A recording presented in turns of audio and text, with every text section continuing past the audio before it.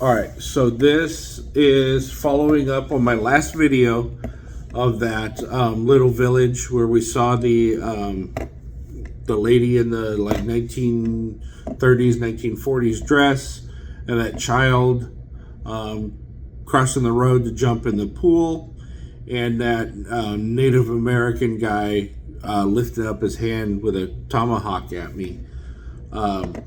So right in that area, but actually before you get to that area, there was a train accident. I forget the dates.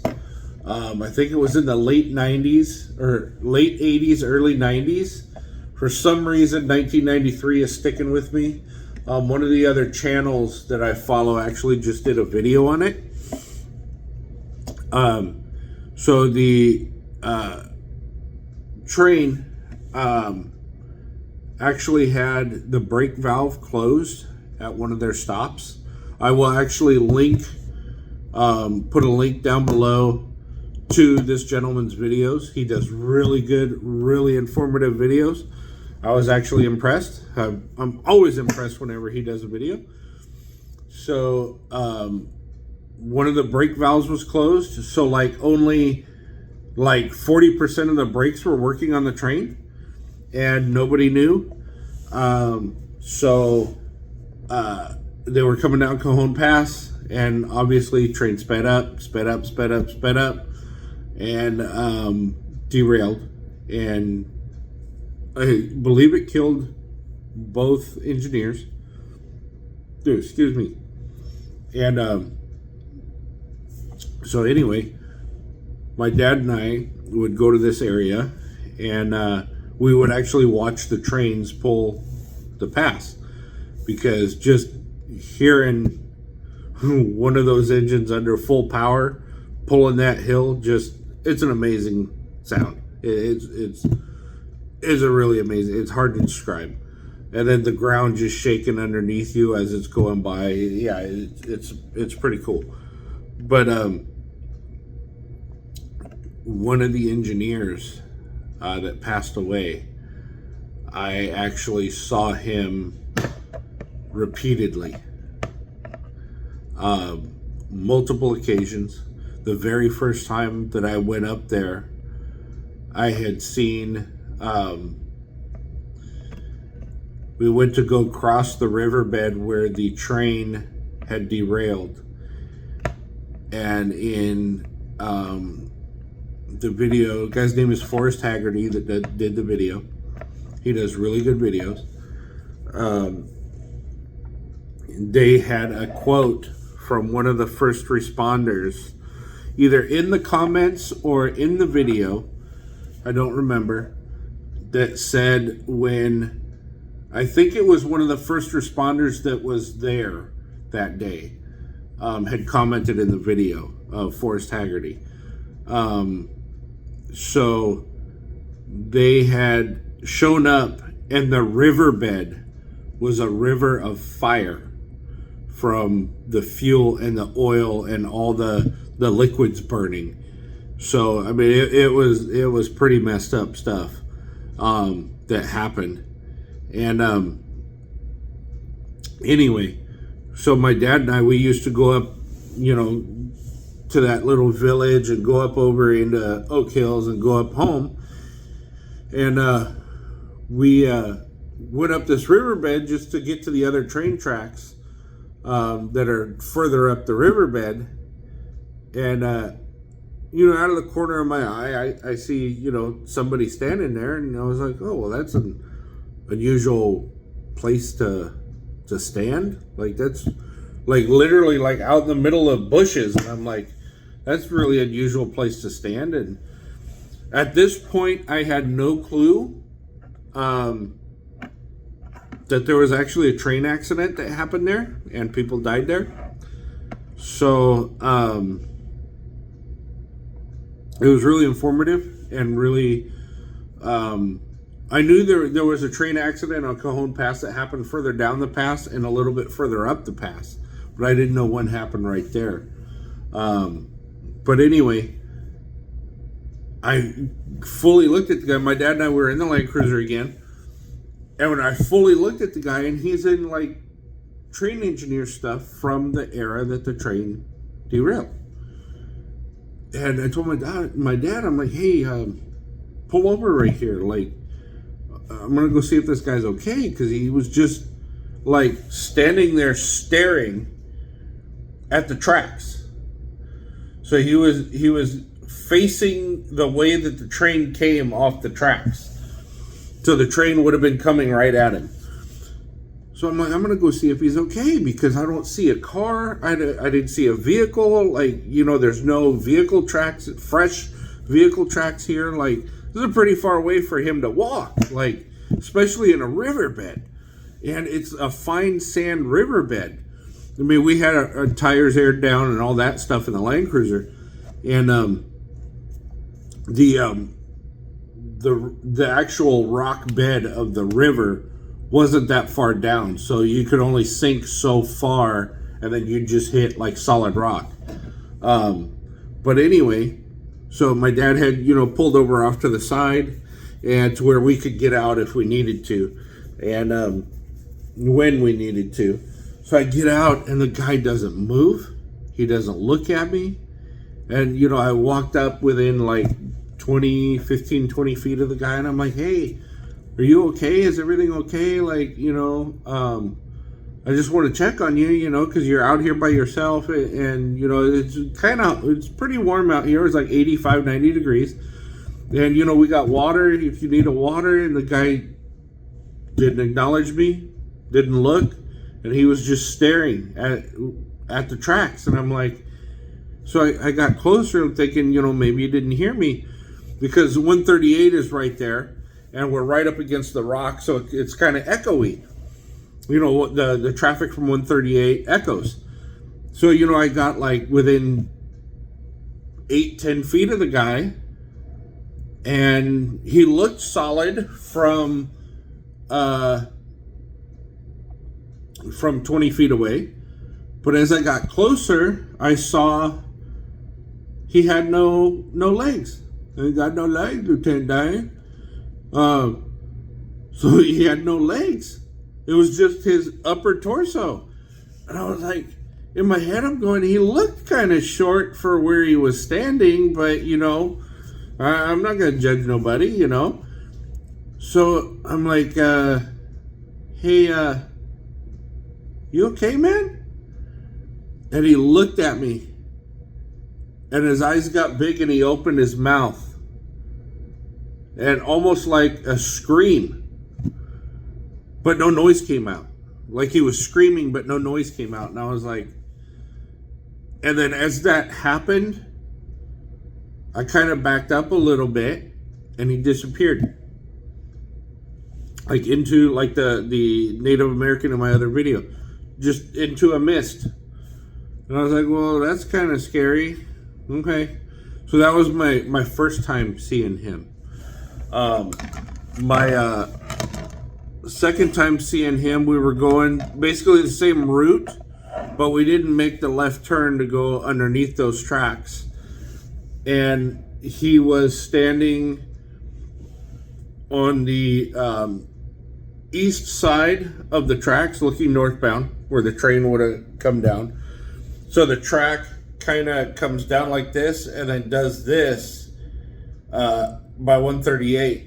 So the train was doing like 70 miles an hour, hit that curve, and just went straight instead of followed the tracks. And but that guy looked different. So he must have been the co-engineer, or the, I don't know what they call it, either or, whatever. But this guy looked a little different. And but every time we went there, I would see one of the two of them. So one of the engineers died on one side of the tracks, and then the other one landed on the other side. I don't remember if both of them died that day. I seem to remember one of them died later, either in the hospital or after he got out of the hospital. But I don't remember. I don't recall. I should have researched that, watched Forrest Haggerty's video before I did that. But anyway, I would always see one of the two of them going into the riverbed. Over on the other side of the 15 freeway, they have an area called Hill 582, and it has train parts. It's got a coupler up there. It's got a piston out of one of the engines. It's got several railroad track, pieces of railroad track, little pieces of railroad track. One of them's like 2 feet long, another one's like a foot long, another one's like 8 inches long, and several railroad ties. They have a piece of one of the tunnels that they got rid of, and you could actually see like the exhaust smoke where it has the number of the tunnel on it. That's pretty cool. They have like laminated pictures up there in picture frames. That's pretty cool. They have plaques up there. They have an ammo box up there with a notebook in it, and you can write, whatever in the notebook. My off-road group numerous of my off-road groups has signed it numerous times. I've signed it numerous times. And the cool thing about it is you can go right to the edge of where Hill 582 is, and the train literally goes right underneath it. Like, you get the exhaust and the fan from the radiator blowing on you. That's how close you are to the train. It's actually really cool. A lot of train spotters go there, and a lot of people videoing the trains and all that stuff. And it's actually a really cool thing. But there, I have seen a lot of apparitions there.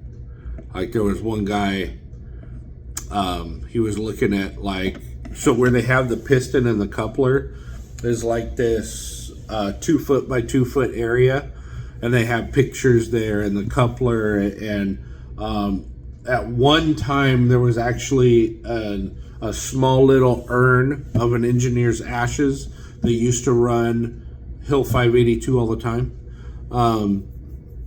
Like every day for like 25 years, this guy operated a train up and down Cajon Pass. And anyway, so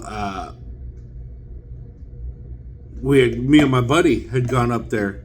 The same buddy that I went to Fort Irwin with. We had gone up there, and we were sitting in one of the benches. That's another thing they have too, is benches up there, so you could actually sit down, relax, and enjoy the nature and all that stuff.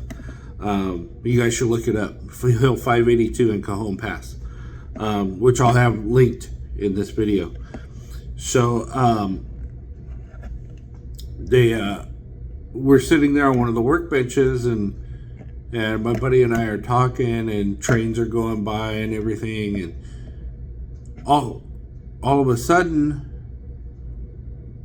I look over, and there's this guy standing there in like overalls and a plaid, lumberjack looking shirt and an engineer's hat, and I was like, and I looked around like, how did he get here? Like, I didn't hear anybody pull up or anything, and I'm looking around, and there's no other vehicles except for my Jeep. And I was like, well, maybe the guy rode a mountain bike or something. I mean, he was an older gentleman, but whatever. A lot of people actually do mountain bike up there.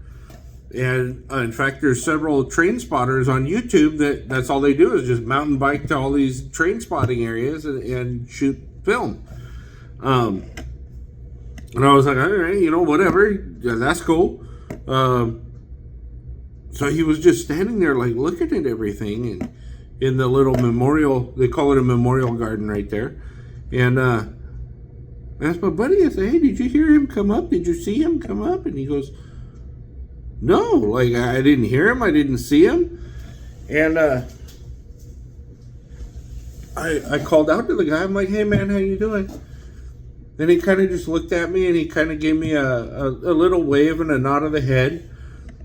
And at least he acknowledged us, And he was, again, solid. And So my buddy and I, we were talking and talking and talking, and the guy was like looking and you know, like really interested in what he was looking at, and he kind of stood up, and he was kind of like leaning over, like looking at everything. His hands were tucked in his pockets, and he was kind of just like leaning over, looking at everything. And he stood up, looked at us, tipped his hat like that, gone, disappeared. And it was not like all the other stuff where it was a mist. He literally disappeared. Like blink of an eye, he was there and he was gone. And my buddy was just he goes, we need to go. And I'm like, dude, relax. Like, relax. He goes, oh no, we need to go. So I'm like, all right, fine, whatever. So we get in the Jeep and we go to leave, and I start telling them about the other side of the freeway where the engineers, I see them all the time, and then where we saw the Native American and the lady in the dress and the kid running across. And he goes, I'm never coming up here again. Like I can't deal with this. And I was like, what the fuck is your problem, dude? Like, what the hell? Anyway, yeah, that's the story of 582. I've actually seen a couple apparitions up there. But yeah, it's all cool shit up there. But yeah, so that's my story of Cajon Pass and Hill 582.